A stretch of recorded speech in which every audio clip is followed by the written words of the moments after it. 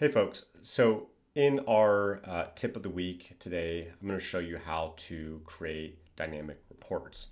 So if you are sharing a report or a dashboard with your stakeholder, but you want to add a little description to help kind of clarify things and you want to make that description dynamic based on what the viewer is seeing, then this is the video for you. So just to show you what I mean here, right now I'm just looking at some very simple data, just some movie data. And you can see here I have a description. It says budget and revenue analysis since 1900. This chart shows the average movie budget and revenue per year since 1900. Additional criteria only looks at movies with runtime greater than 60. I should have 60 minutes here. And then only showing movies originally released in English. And then down here, we can see what I was describing here. So we can see the average budget and the average revenue for movies over the years since 1900.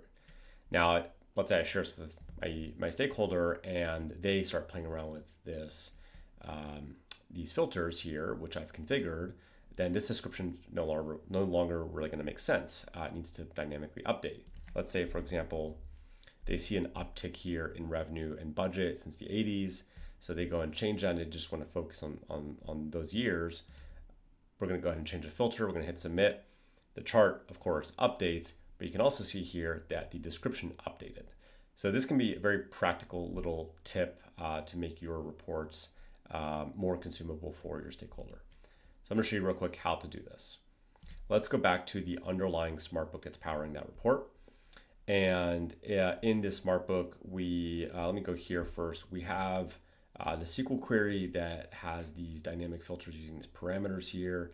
You can see bracket runtime, for example. It's a fairly standard format, I should say, to create filters in SQL queries. And then up here, I use those parameters to create those filters. So let's just take a look at runtime as an example. The input name is called runtime, and I have it set. So now down here in this text cell, I have my description, and then runtime is inserted down here. So now when I go and publish this SmartBook as a report, that variable is going to be passed back to the text cell. So that's pretty much it. Super simple, creates rich dynamic reports, and will make your analysis just that much richer for your stakeholders. Hope you enjoyed this, and if you have any questions or comments, as usual, please feel free to reach out.